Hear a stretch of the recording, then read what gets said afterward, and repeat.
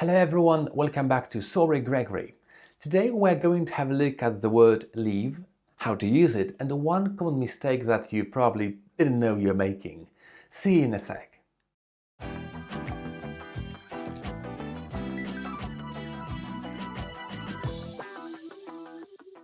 In the past, one of my teachers used to say, keep it short and sweet, so this is how it's going to be today.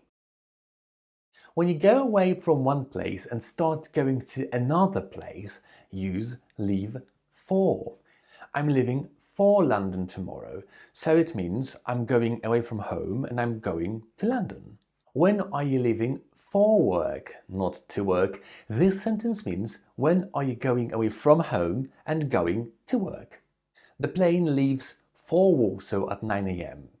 So the plane leaves the airport and starts flying towards Warsaw at 9 a.m. My favorite example right now, I'm leaving my office for home. This sentence means I'm going away from my office and I'm going home. Here is where a common mistake is made.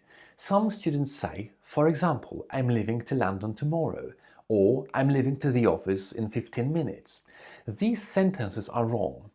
It is a common turn of phrase in Slavic languages and, unfortunately, a mistake here. Clear? I hope it is.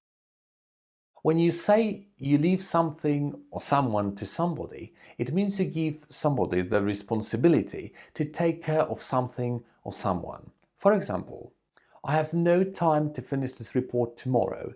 Do you think I can leave it to you? Or you can leave calling him to me, I'll do it in 5 minutes. Or I can't deal with Miss Smith anymore, I think I'll just leave her to Tom. Easy, isn't it?